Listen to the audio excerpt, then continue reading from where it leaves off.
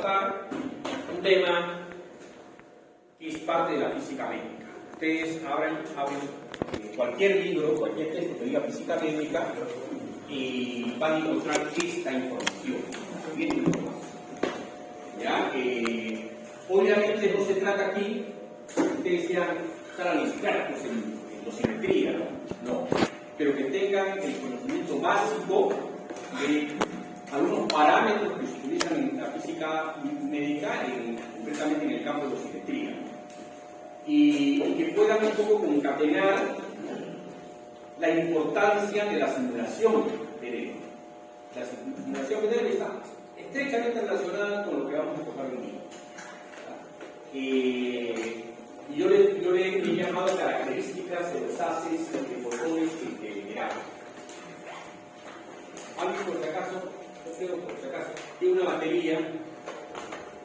¿Ha traído de casualidad una batería? Solamente para la hora. Bueno.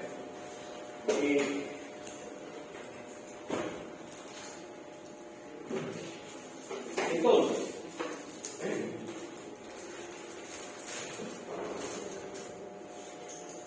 hemos hablado ya la clase anterior que hay una ecuación muy sencilla, muy general, pero de mucha importancia en este campo, en dosimetría. Básicamente para radioterapia, para teleterapia y para braquiterapia. Y esa ecuación sencilla nos dice simplemente que en muchos casos hay que interpretarla, no se trata solamente de texto que está ahí, sino que hay que interpretarla. En muchos casos, para tratamiento de tumores, de células malignas, utilizamos obviamente las radiaciones, fuentes que contienen isótopos radioactivos, en algún caso sellados, en nuestro caso en este tema de teleterapia y braquiterapia sellados, encapsulados, de tal manera que no haya derrame. En condiciones normales, porque yo la corto hacia el otro, se va a abrir. Pero en condiciones normales está completamente contenido. Y entonces yo utilizo estas fuentes radiactivas para tratamiento de un tumor, por ejemplo. Y lo puedo poner cerca o lejos, eso no importa. Pero ¿cuánto tiempo debo colocar la fuente radiactiva cercana al tumor? ¿Cuánto tiempo? 1 minuto, 10 minutos, 15 minutos. Entonces, generalmente esta ecuación nos da el tiempo, en este caso, en minutos, en tiempo en minutos, siempre y cuando yo conozca esto que se conoce como la dosis prescrita. Eso no depende del físico, eso depende del médico, del clínico. El médico ya ha experimentado, entre comillas, ha realizado un protocolo y ha determinado que la dosis prescrita en ciertas condiciones, que luego vamos a aclarar a qué me refiero, en ciertas condiciones, por ejemplo, debe ser de 200 centígrados. 200 centígrados. Él determina eso, él me da esa información. ¿Cómo lo obtiene? Por ejemplo, les narro un caso, ¿no? Para tratamiento de cáncer de cervix, cáncer de la entrada del útero en mujeres, se reunieron hace 12 años, aproximadamente 15 años, en los países de la región. Entre el Perú, por supuesto, ¿no? Estaba Argentina, Chile, Estados Unidos, México, ¿no? Y otros países. La OEA, en uno de sus capítulos, financia todo, con la OMS de repente por medio. ¿Ellos qué quieren? Ellos quieren mejorar el protocolo. Para ese tipo de cáncer quieren saber cuánto es efectivo, cuánto de dosis total hay que entregarle, en cuántas fracciones y en cada fracción cuánto. Entonces se reúne durante aproximadamente un mes, financiado todo, y a los expertos de los países, los reúne un país determinado, esta vez fue acá en Perú, y reúne obviamente a los médicos y a los físicos médicos que están un poco involucrados en la matemática asociada y la dosimetría asociada con el tema, y a los médicos que son los que aplican, y hace reuniones frecuentes, sea, todos los días, durante ese periodo de tiempo, propone que cualquier paciente, de manera voluntaria, quiera someterse a un protocolo de cierta naturaleza, le va a salir completamente gratis el tratamiento. Pero ese protocolo no es cualquier protocolo. Se supone que ha hecho una encuesta en la mayoría de países que está participando en el caso y ha tratado de analizar de manera estadística cuáles son los protocolos que les resultan mucho más, que son los más, que tienen más casos de sanación, digamos. Entonces hace una encuesta y determina, vamos a probar este protocolo que ha sido realizado, por ejemplo, por México, que está teniendo muy buenos resultados. Y vamos a ponerlo a prueba todos los países. Y nuestra estadística va a estar asociada a más población. ¿Ya? Ese protocolo que dice, ese protocolo dice que en estas condiciones le voy a dar 2 semanas, de lunes a viernes, de tratamiento, y en cada caso le voy a dar 200 centígrados. Entonces todos los países se acuerdan, revisan los casos, entre los especialistas que vienen a revisar los casos, ven las condiciones y luego se retiran. Después de ese mes se retiran y durante un año, quizás 2 años, hacen el trabajo. Van a sus países y ofrecen a los pacientes que tienen ese tipo de anomalía, de enfermedad, hacerles un tratamiento con un protocolo nuevo. De repente acá en el país estaba dando 180 centígrados y se piensa de manera común que 200 es más efectivo. Y entonces a las pacientes se les dice, ¿no? Hay este protocolo, los resultados, este es somete, nosotros vamos a cubrir todo, y es más ventajoso por esto, nosotros vamos a cubrir de todo lo demás. Pacientes que se someten y efectivamente firman los documentos correspondientes y eso. Finalmente, después de ese año o 2 años, se vuelven a reunir. Creo que es un periodo de 4 años, algo por este, 5 años. Se vuelven a reunir para analizar los resultados. A ver cómo le fue a tal país, cómo le fue a tal país, en qué condiciones cumplió su protocolo, con qué tipo de equipos, en qué circunstancias, con qué especialistas, mucho detalle. Y al final, después de los 4 años, determinan este protocolo que vamos a usar.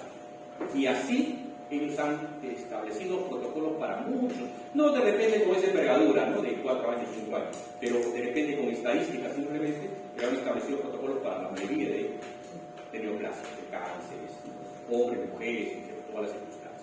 Y ya tienen ellos tablas, o en todo caso conocen y dicen, a este tipo de cáncer, a este tipo de cáncer le voy a dar una sesión, o no sé, 20 sesiones, hasta que se llegue a 7000 centígrados y cada sesión 180.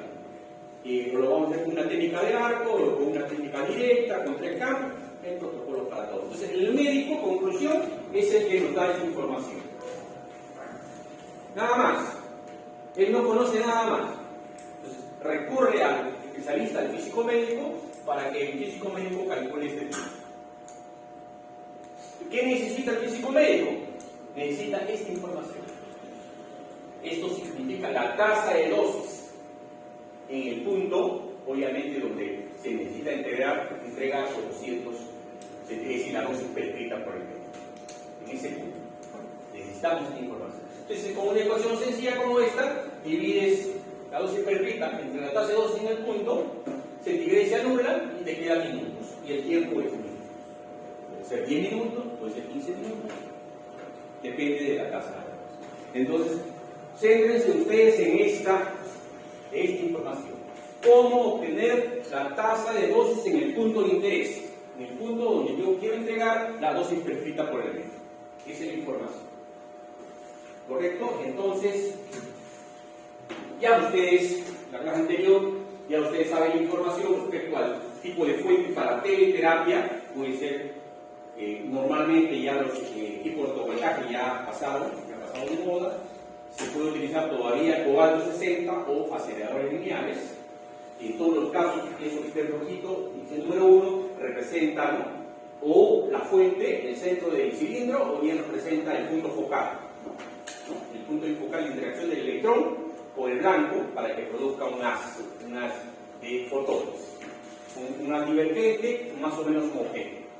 Entonces, primer punto importante, la fuente. Segundo punto importante, que no todos los tumores en la neoplasia van a ser cuadrados. Entonces pueden tener forma rectangular. Entonces yo necesito darle la forma, ¿no? Entonces puede ser un rectángulo de 3 por 10 centímetros. Entonces yo necesito regular el eje X y necesito regular el eje Y para darle una forma rectangular al área de donde yo quiero entregar la radiación. Entonces el colimador es importante. Ya ustedes han visto que hay colimadores fijos y hay colimadores variables en cada uno de los cabezales de los equipos correspondientes. Tercer punto, el haz. Es un haz de fotones con ciertas características que ahora vamos a revisar. Es un haz de fotones. Obviamente necesitamos el paciente, que en este caso está simbolizado por el tuboide, y obviamente necesitamos saber conocer la región tumoral. Obviamente eso se obtiene con radiografías, o en el mejor caso con tomografías, ¿no? Tomografías computarizadas, que le dan al médico, él es el que evalúa, y él sabe entonces qué tamaño, cuánto es extendido, a lo largo, o sea, en Y, en X, ¿no? Y a qué profundidad se encuentra en la superficie del paciente. Esa información es importante, profundidad y extensión. Y finalmente, acá he considerado un parámetro importante, es este eje de gas, que es sobre el cual se va a centrar mucha de la dosimetría, el eje principal. Aquí supuestamente hay simetría, estamos hablando del eje de esta especie de pirámide, ¿no? Truncada. Esto es importante. Ya hemos hablado de las técnicas en la clase anterior, en las últimas transparencias, las últimas láminas fueron de las técnicas SSD y las técnicas isocéntricas. Entonces, hay necesidad de empezar a conocer parámetros asociados con este haz. Y un primer parámetro importante es el de la distancia. Y hemos evaluado inclusive experimentalmente con fotones de luz, y eso significa que puede ser con cualquier tipo de fotón, podría ser con fotones gamma, podría ser fotones X, ¿no?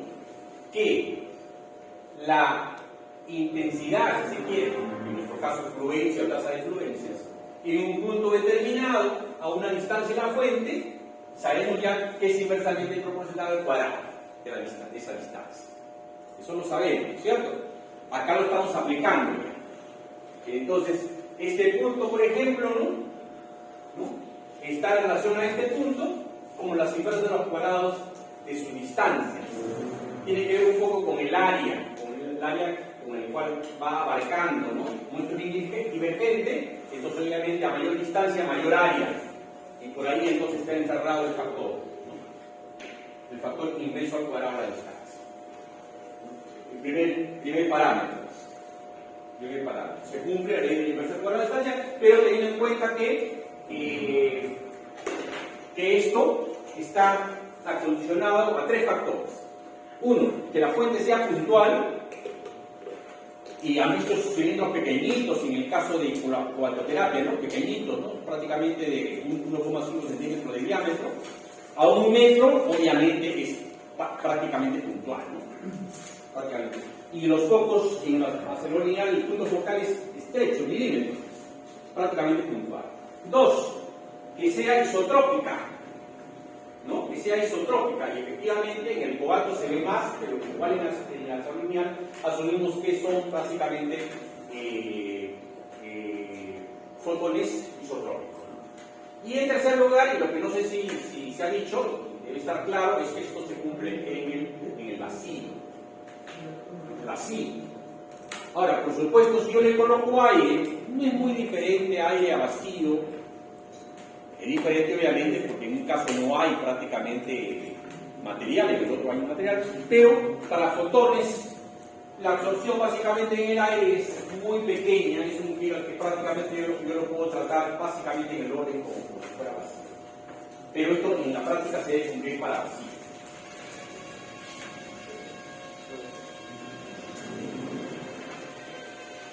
Si yo quisiera hacer un cambio de distancia por algún motivo desde la fuente hacia la superficie, a la superficie del cuerpo del paciente, si se quiere, ¿no?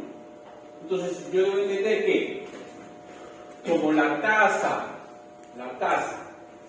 de exposición, la tasa de Kerman y la tasa de dosis absorbida son prácticamente proporcionales entre sí, porque una depende de la otra por un factor. No sé si se acuerdan, ahí están los llamados coeficientes, ¿no? El coeficiente de absorción, el coeficiente, ¿no? El 1 menos K, todo lo que se hizo en esa clase, ¿no? Indica que hay proporcionalidad en todo esto. Y si hay proporcionalidad en todos esos factores, eso deviene, no olviden que cada uno de estos devenía de la tasa de fluencia. Y si la tasa de fluencia es inversamente proporcional al cuadrado de la distancia, todos esos factores también son inversamente proporcionales al cuadrado de la distancia. Dependen también de eso. Y el otro asunto es que, dependiendo del tamaño de campo, yo puedo cambiar la distancia o cambiar la fuente, y me da lo mismo, porque el factor que está siendo constante es este, ¿no? Sería f de A o f de B, no importa si tomo en cuenta la fuente fija y cambia el área, o cambio la posición de la fuente y tomo en cuenta el área. La ventaja aquí es que se mantiene constante este cambio. Entonces, eso podría ser un motivo por el cual yo podría verlo mejor bajo esta perspectiva, ¿no? De sobre la otra. Al final es lo mismo. Y viene el segundo parámetro importante. La famosa o el famoso porcentaje de dosis en profundidad. Dosis absorbida, por supuesto, ¿no? Porcentaje de dosis en profundidad. En los textos lo van a encontrar ustedes como PDP o PDD. Ambos significan lo mismo, uno en castellano, uno en inglés. Porcentaje de dosis en profundidad. ¿Qué significa el porcentaje de dosis en profundidad? Significa la distribución de la dosis absorbida a lo largo del eje principal, sobre todo debajo de la superficie del paciente. Esto simula el paciente, ¿no? Desde obviamente el punto cero de profundidad hasta el punto máximo de profundidad. Esa dosis de profundidad generalmente de cada uno de estos puntos se mide con cámara de ionizzación, y luego cada uno de esos valores se divide entre la dosis en el punto de dosis máxima. Hay aquí un valor de dosis máxima. Si yo miro, encuentro que la dosis aquí es mucho menor que aquí, un poquito mayor pero menor que aquí. Aquí la dosis máxima, por ejemplo, ¿no? Aquí empieza a decrecer, ¿no? Por la demasiado. Pero hay un valor de dosis máxima en algún punto. Entonces, cuando yo quiero definir el porcentaje de dosis en profundidad, yo divido cada una de las dosis en todos los puntos sobre el eje y lo divido entre la dosis de max y lo multiplico por el 100%. Eso significa una dosis, se dice, normalizada y en relación a Dmax. Por supuesto, el porcentaje de dosis de profundidad depende de la energía que estoy utilizando. Si es cobalto, sería 1,25 metros. Si es acelerador lineal, depende si es de 2 megavoltios, si es de 4 megavoltios, de 6 megavoltios, de 10 megavoltios. Depende de la energía HMU. Depende del campo a nivel de la superficie del paciente. Depende del campo. Depende de la distancia fuente-superficie. Depende de eso. Y, obviamente, en el primer caso, estamos hablando de la dosis a una distancia de, que puede ser cualquiera, 1 centímetro, 2 centímetros, 3 centímetros, 10 centímetros, 15 centímetros, dividido entre la dosis a una profundidad de referencia, o máxima. El valor máximo, donde esté el valor máximo de dosis. Luego van a ver ustedes por qué es el valor máximo. Eso es lo que multiplico por 100 y ya tengo definido el porcentaje de dosis en profundidad. Y entonces lo primero que ustedes, el primero que van a tratar de obtener es justamente los porcentajes de dosis en profundidad. Penélope lo primero que hace es darle la dosis a lo largo de todo es lo primero. Y ahí la importancia de la simulación con cualquiera de los métodos. Vamos a introducir ahora un criterio para cobalto 60, para cobalto TA. El criterio que me diga, porque no olviden que yo lo que estoy buscando acá es la tasa de dosis, ¿vale? La dosis prescrita la da el médico, yo necesito la tasa de dosis para calcular el tiempo. Entonces, yo puedo encontrar la tasa de dosis, pero no lo voy a hacer sobre el paciente, lo voy a hacer sobre agua, porque no voy a experimentar con el paciente. Yo sé que el ser humano tiene un alto porcentaje de agua, y lo que yo mida va a estar muy cercano al caso real del paciente, aproximadamente con sus márgenes de incertidumbre, si yo trabajo con agua en lugar de con un paciente. Entonces, que coloco una cubeta de agua de 40 por 40 por 40 de acrílico y le echo agua y sobre eso trabajo, como si fuera un paciente. ¿Ya? Entonces, por eso estamos hablando acá, la tasa de dosis en agua, en unidades centígrados por minuto, ya saben lo que es centígrados, unidades de dosis, se puede determinar para todos los puntos debajo del paciente, se puede determinar con un producto, el famoso RNM o el K. Y eso lo van a hacer ustedes en su examen. Yo les voy a dar la tabla correspondiente, pero hay que interpretarla. Eso es lo importante. ¿Qué cosa es el RNM? El RNM es la exposición por minuto a un metro. Roñe por minuto a un metro. Expresado en unidad de Roñe por minuto. ¿Ya? No olviden, Roñe por minuto a un metro. ¿Y qué cosa es el K? Es un factor que modifica todo esto, lo modifica para entregar la dosis en agua en el punto de interés. ¿Ya? Entonces, primero hablemos de cómo calcular el RNM. Ya, primero hablemos de cómo calcular el RNM. El RNM no es otra cosa que la tasa de exposición. ¿No? Tasa de exposición porque Roñe por minuto a un metro. Entonces, Roñe por minuto es tasa de exposición, pero a un metro, considerada a un metro. Todavía en vacío, en aire, que se asemeja al vacío para esas condiciones de fotón. Entonces estamos hablando de 100 centímetros de la fuente hacia donde coloco la cámara. El sensor, en otras palabras, es el electrómetro. El sensor es una cámara especial, ya no es un Geiger-Müller, es un sensor muy especial para este tipo de trabajo. Y entonces, para obtener la tasa de dosis por minuto a un metro, yo tengo que hacer una lectura. Hago la lectura, lo que me dé el equipo. Y a esa lectura que me da el equipo, tengo que corregirlo. Primero por un factor de calibración y luego por dos factores de corrección. Yo tengo que conocer el factor de calibración y estos dos factores de corrección, y multiplicando esos valores por la lectura, obtengo la tasa de dosis que necesito. Y en otras palabras, obtengo el RNM. La tasa de exposición, ¿no? Aclarando, sería la lectura en unidades arbitrarias, rayitas por minuto, divisiones por minuto. Van a ver a qué me refiero y por qué. Este de aquí es el factor de calibración, en Roñe por divisiones. Este se llama factor de entrada y salida de la pastilla. Esto se llama un factor de corrección por entrada y salida, y un factor de corrección por presión y temperatura. Formalmente presión, temperatura y humedad, pero la humedad no es muy importante, no la vamos a tomar en cuenta, solamente presión y temperatura. Necesito entonces todo esto. Esto es fácil porque ustedes lo van a leer directamente con la cámara, la lectura que dé.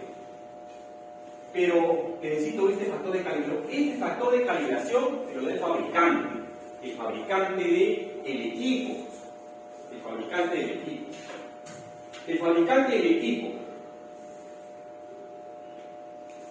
Aquí está otra presentación de lo mismo. Está la lectura, factor de calibración, factor de corrección por detrás de salida de pastilla, factor de presión en temperatura.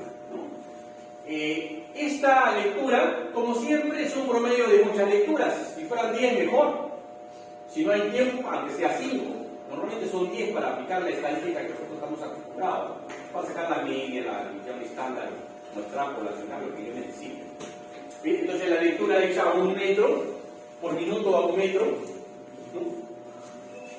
Debajo de la fuente, con una cámara de iluminación, o tenía con una cámara de iluminación. Ya estamos repitiendo, aclarando un poco el factor de calibración de la cámara, factor de entrada y salida de pastilla, esto lo vamos a aclarar luego, y este factor de corrección también lo vamos a aclarar. Es una lámina, no sé si redundante, pero yo la considero importante. La lectura la coloco a 1 metro, tomo 10 veces, hago una tablita y obtengo yo el promedio del proyecto. Esto de repente es lo más importante, el factor de calibración.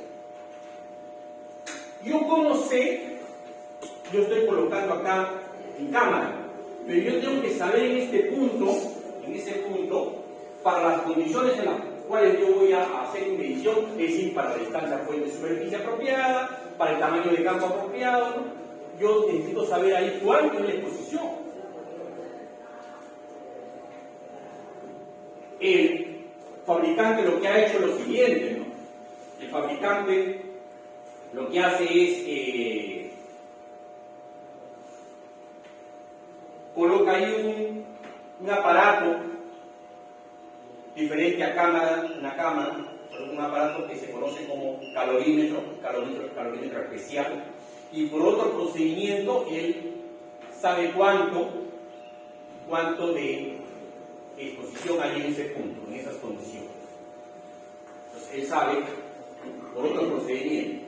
Y luego coloca ahí la fuente y coloca una cámara, la cámara que me está vendiendo a mí como usuario, ¿no?, del hospital.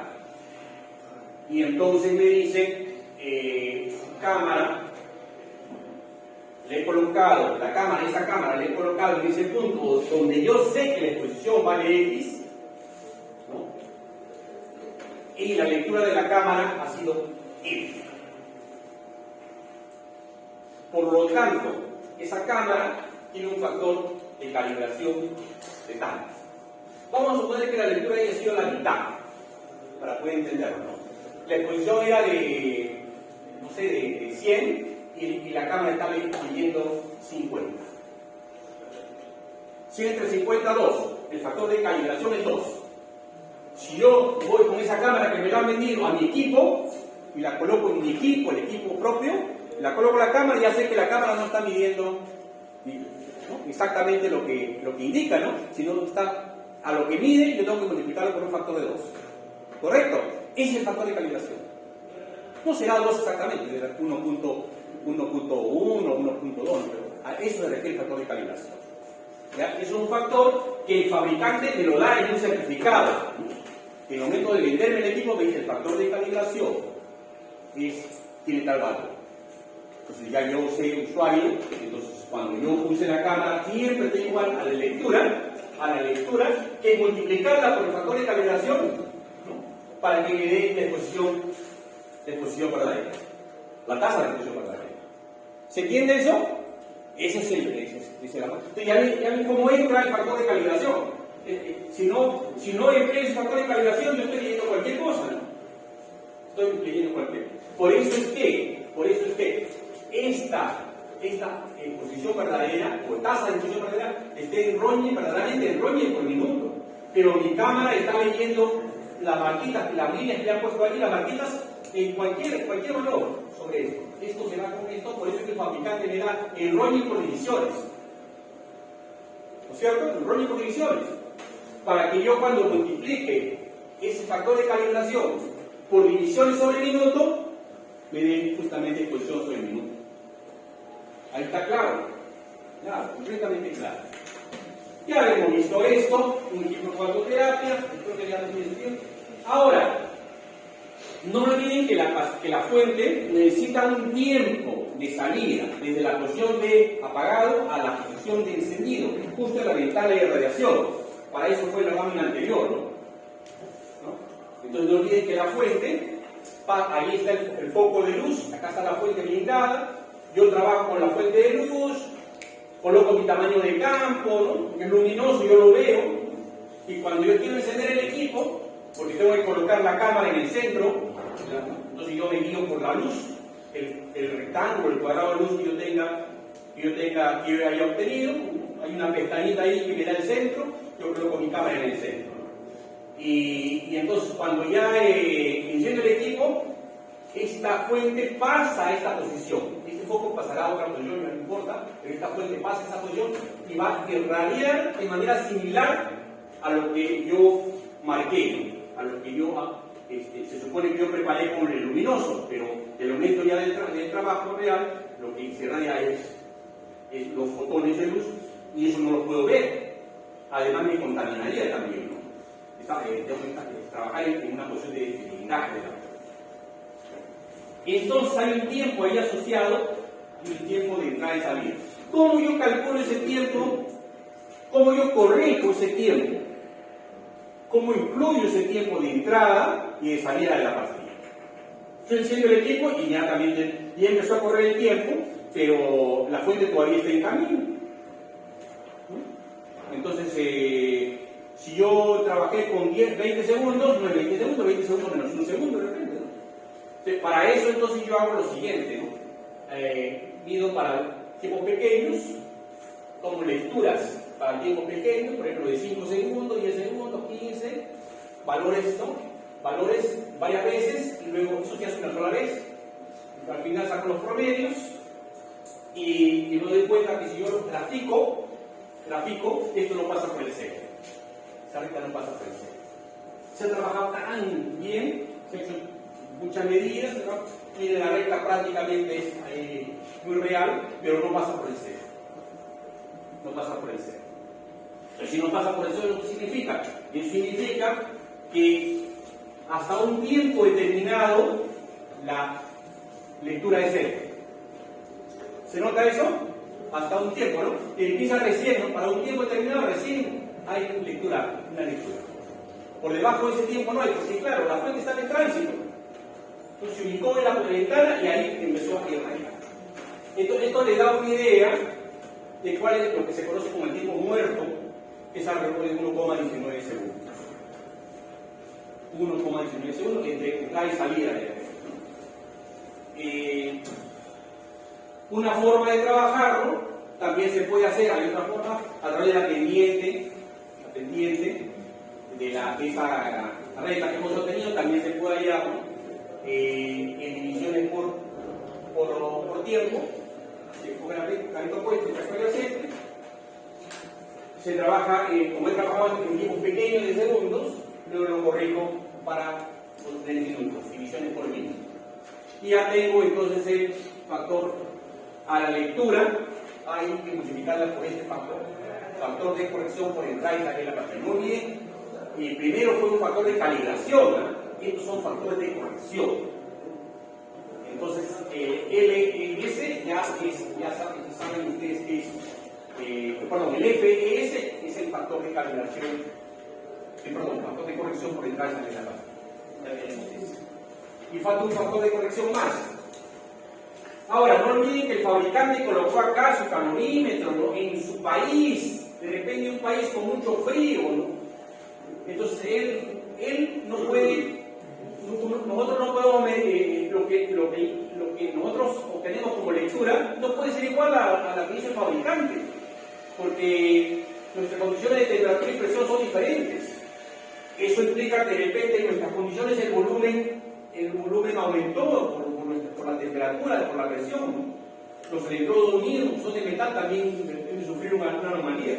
Entonces, el fabricante tiene que preparar su laboratorio acondicionando la presión y la temperatura, y él la trabaja a 20 grados Celsius y a 760 milímetros de mercurio. y informan. La calibración fue hecha con esos factores de presión y temperatura. Entonces, tú cuando vayas a tu laboratorio, aquí en tu país, con las condiciones de presión y temperatura, tú tienes que hacer la corrección. Y la corrección se hace de esta manera. Es una especie de factor de corrección de la presión respecto a la presión que tú has obtenido respecto a la presión de referencia, esta de 760, y también la temperatura respecto a la temperatura de referencia. Al final acomodas eso y vas a tener siempre el factor de corrección por temperatura y presión, siempre va a tener este formato. Para pasarlo al sistema absoluto, 273,15, para pasar los centígrados al sistema absoluto, y aquí vas a colocar tu temperatura, la temperatura de trabajo, 23 grados, 24 grados probablemente. Y aquí la presión en la cual estás trabajando. A nivel del mar, por encima del nivel, colocas tu temperatura. Y todo esto corrige la lectura que estás obteniendo en tus condiciones de temperatura y presión, que son diferentes al del laboratorio, la corrige y la lleva a valores similares a estas condiciones. Eso es corregir por temperatura y presión. Y se podría hacer también por humedad, no hay necesidad. Es muy pequeña la corrección. Y queremos darle lo básico también, yo no le estoy dando el 100%. Ahora sí, ya tenemos el RMM, la lectura multiplicada por el factor de calibración, por el factor de corrección, por entrar y salir de la pastilla, por el factor de corrección por presión de temperatura, nos da el RMM. Y nos da el RMM hoy. Para facilitar las cosas, en los departamentos se hacía, cuando había todavía cuatroterapia, se hacía este trabajo en diciembre, casi en enero. Y luego se hacía un cálculo por decaimiento para febrero, marzo, abril, mayo, hasta diciembre. Y en los principios de año se volvían a hacer todo este trabajo, ¿no? ¿Por qué? Porque este RMM, como es en posición, recuerden que una de las láminas yo le he puesto también que cumple que la tasa de exposición es igual también a la tasa de exposición inicial por E a la menos, ¿no? ¿Se acuerdan? Menos, ¿no? Lambda T, o 0,6 MD2 sobre el periodo de segmentación, ¿no? Que conociendo el periodo de segmentación, ya tú sabes el RMM de este mes, ¿no? 30 días, 60 días tienes el RMM de este mes. Entonces a los médicos en general les colocan una tablita ahí para que ellos tengan ese valor, ya tienen el valor a mano. No tiene que estar aquí, para que lo va a calcular. Necesitan tomar. ¿Qué mes estamos? Estamos en noviembre. Noviembre, el RMM está. Ya tenemos el RMM. El RMM. Lo que la lectura se echa con cámara más electrómetro en se dice un laboratorio muchas veces primario, se dice primario, ¿no? Pasado básicamente a una tasa de exposición. Se supone, ¿no? En aire, ¿no? Se supone que es en aire, rodeado por aire, ¿no? Ahí no hay todavía agua, ¿no? De alguna manera lo que estamos tratando de hacer es nuestra lectura con la cámara de iluminación nos permite decir que en ese punto sin cámara, porque inicialmente el fabricante, no olviden que el fabricante, ¿no? Nos dio, él conocía la exposición acá por otro procedimiento. Nosotros estamos tratando de llegar a ese valor, sin cámara, sin nada, ¿no? En ese punto.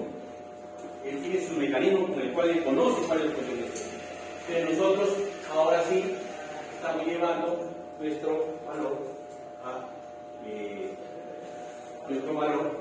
con la cámara, la de presión, temperatura, etc. Lo estamos llevando también a un punto de aire rodeado por aire.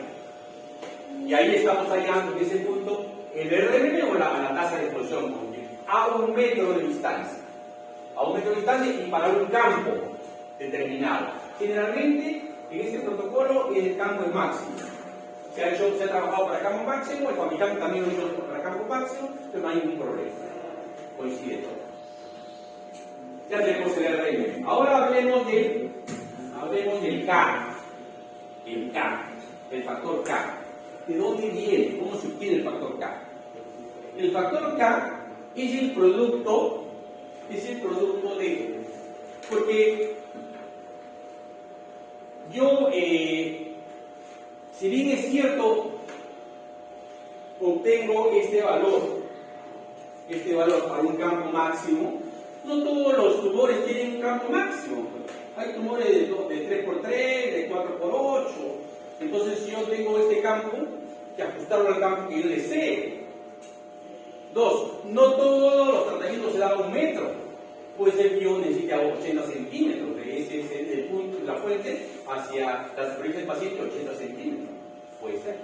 No todos están a una profundidad determinada. Otros tumores pueden estar a otra profundidad. Entonces, yo tengo que hacer las correcciones para tener un mapeo de la tasa de dosis en cualquier posición. Para cualquier tamaño de campo, para cualquier SSD, ¿no? Porque en cada momento que el médico me dice cuánto es el tiempo que le voy a este paciente para una dosis perfecta de 200, no voy a hacer todo este cálculo. Se necesita inmediatamente. ¿Cuánto tiempo? De repente medio minuto, ¿no? Ya tengo que tener la respuesta. A lo más cálculo, ¿no? Mi calculadora y hago el cálculo. Y esto me demora semanas de repente, ¿no? Entonces yo tengo que estar preparado. Entonces yo tengo que tener la tasa de dosis no libre con varias alternativas. Por eso es que necesitamos este factor K. Y este factor de K corrige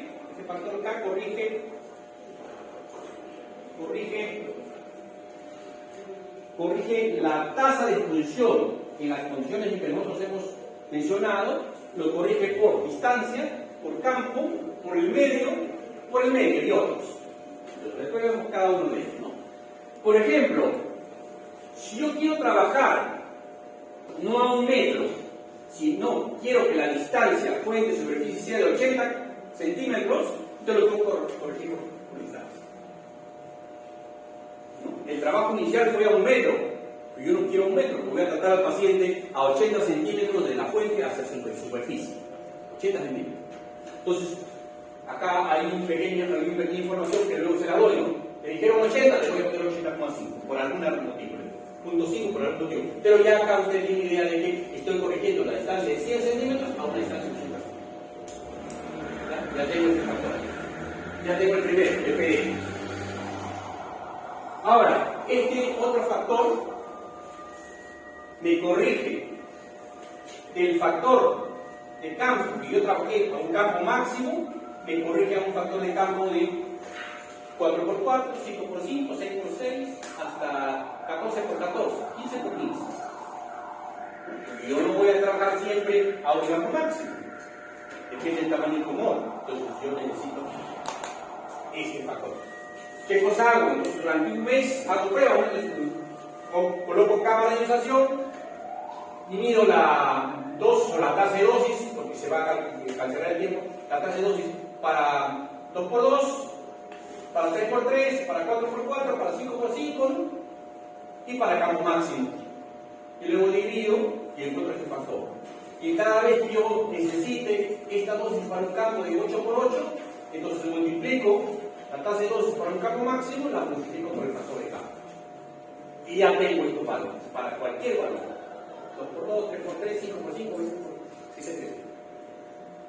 Una sola vez hago esta tabla y una sola vez obtengo estos factores de campo. Muchos, o los grafico también.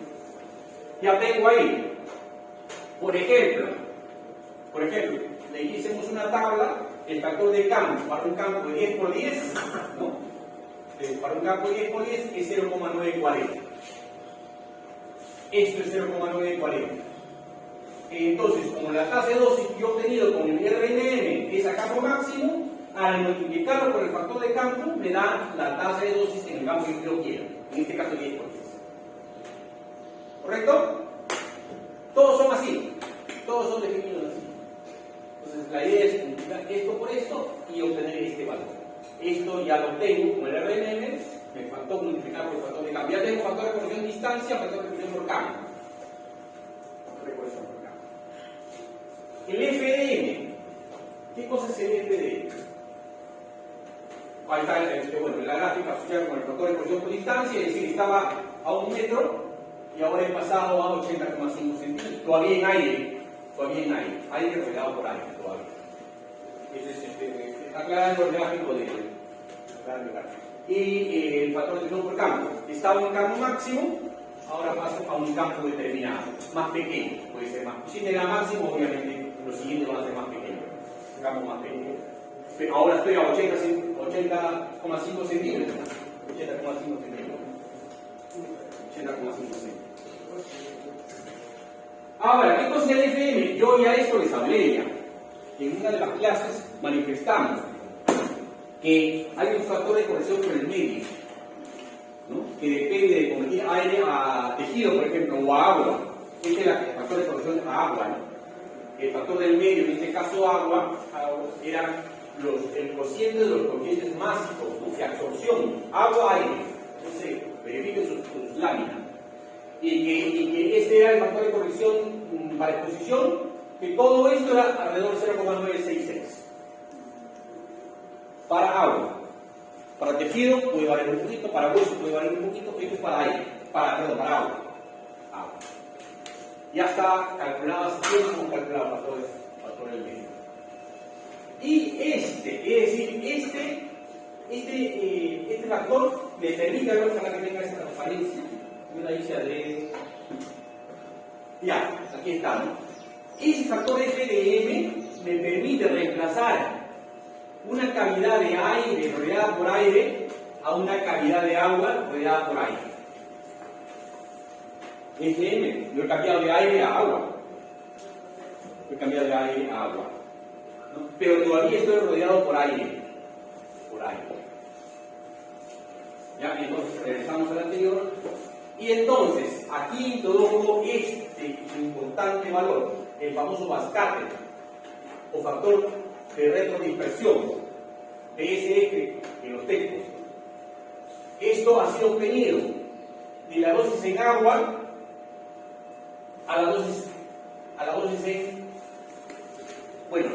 en agua rodeada por agua a la dosis en agua rodeada por aire.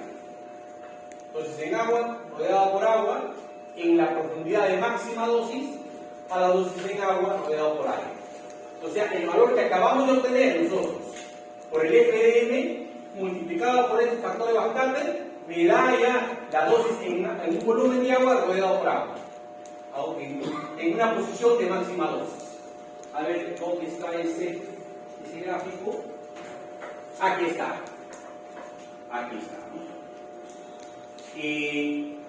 Ese valor, ese Bascate, faltó una lámina, creo. Aquí está, este era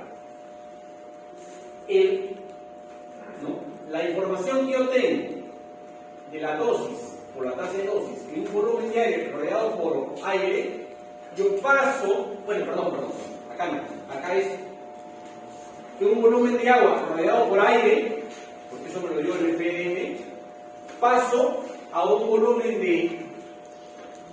de agua rodeado por agua, a una condición, en una posición de máxima dosis.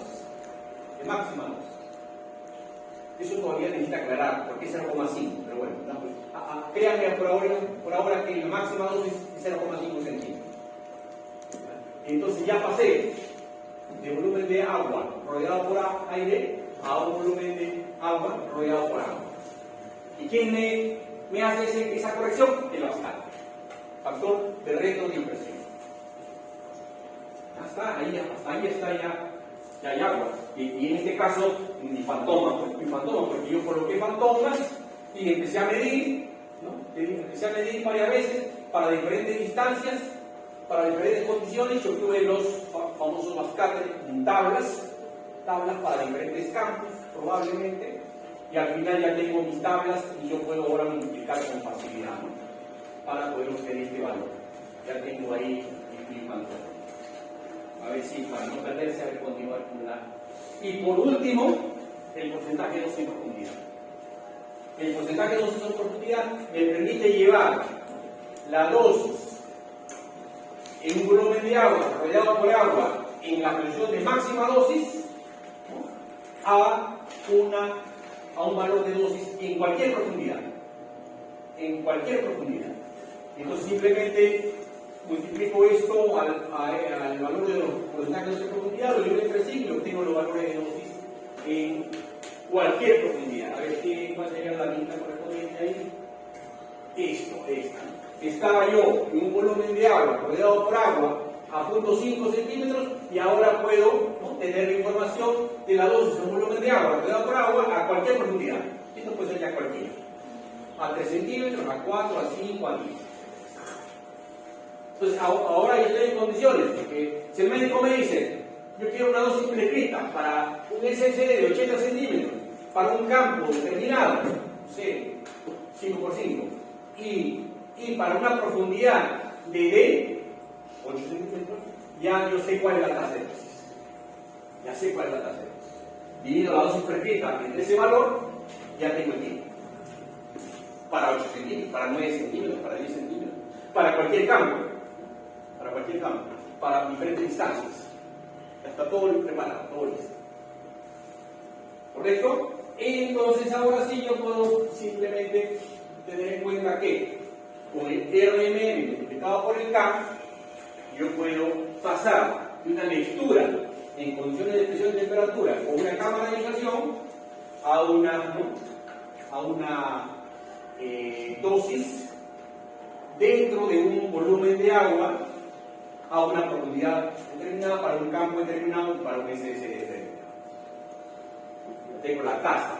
Todos estos, por si acaso, son tasa de dosis. Acá se ha comido el sombrerito, ¿no? O todos son tasa de dosis. Todo se hace con tasa de dosis.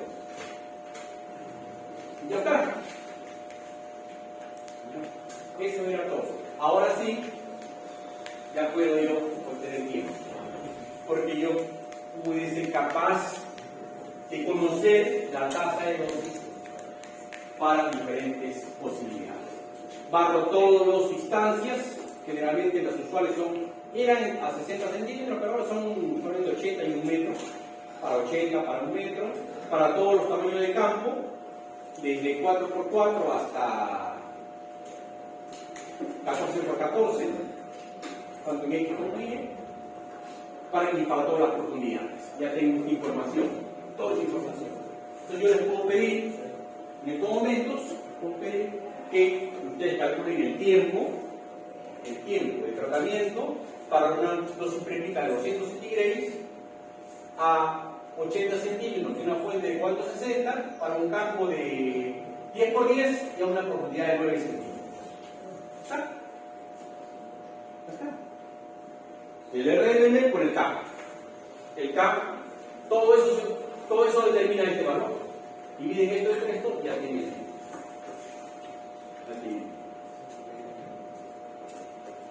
Ahora, el problema es, yo no puedo hacer este cálculo del FDM, del Cascade, no puedo hacerlo estando el paciente ahí en la camilla. Y entonces, generalmente, todos estos valores están en una tabla. Ahí lo voy a tener. Una tabla. Ojalá que podamos hacer todo eso.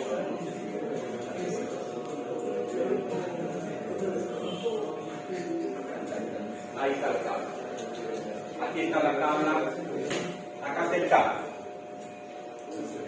Aquí está el K. Para ese de 80 centímetros, para campo, acá solamente he puesto las tablitas de 4x4 hasta 8x8, hay otras de 9, etcétera, y para profundidades. Lo único que tienen que hacer, esto ya lo hizo el físico médico un mes, de repente como 2 meses, 3 meses. Pero ya, ahora el médico, el interno, los internistas son los que hacen el cálculo. En el RM del mes, ¿cuánto es el RM del mes? Está en la consola ahí, y luego buscan, ¿no?, lo que ustedes necesitan. Hay tabla de 80 para 80, hay para 60 para 1 metro, y esta es la de 80 centímetros. Y acá está, ¿no? Quiero un campo de 7 por 7. Y el tumor está a una profundidad de 12 centímetros. Y el campo es este. Eso lo multiplico al RMM y ya está. Ya tengo la tasa de dosis. Luego divido las dosis per hectárea en 3 celdas de 2 y ya tengo aquí. ¿Dónde está el trabajo? 1 mes, 2 meses de trabajo del físico, del dosimetrista. ¿No? Entonces, luego el que hace, ¿cuál es la disposición? El que el internista haga los cálculos, hace durante la semana, cada día hará para 15 pacientes, 12 pacientes, y los sábados el físico hace ¿cómo se dice? ¿Cómo se diría? Un control. Entonces empieza a sacar las fichas y empieza a hacer el control y hace la multiplicación. Y donde encuentre error, porque si comete errores, el médico está apurado, el internista multiplica mal o lee mal el canon. Entonces el físico lo que hace es con un lápiz circulito y el internista debe corregir. El internista ve las fichas, el momento que tiene tiempo lo vuelve a hacer. Y todavía son 20 sesiones, todavía pues a la segunda, tercera sesión puede hacer se puede hacer un cambio, una corrección, ¿no? No pasa nada. Ese es el trabajo de esta primera parte que se hace, ¿no? Entonces aquí estamos hablando de esta táctica.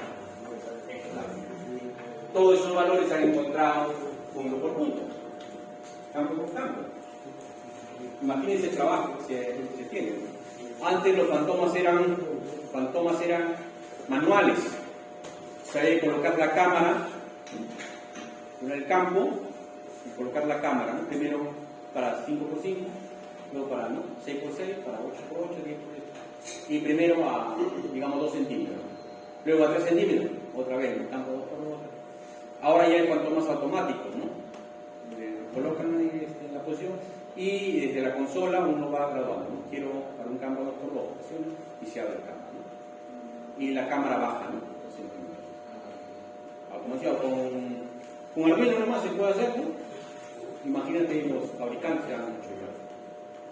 Entonces eso, en lugar de demorarse 3 meses, se demora de repente 2 semanas, porque están votando inmediatamente y lo capturan en una PC y se lo capturan. Además de toda esta información también va metida al sistema también, al sistema de planificación ya hay un sistema de planificación automatizado. Antes el 60% se hacía a mano y el 40% a través de un sistema de planificación. Ahora creo que es al revés. Ahora es casi un 80% planificado, eventualmente en un caso se va. Dependiendo obviamente de la capacidad del paciente. Bueno, es un poquito, yo sé que es un poquito borroso. Vamos a dar un descansito de unos 10 minutos para continuar, ya hasta donde lleguemos.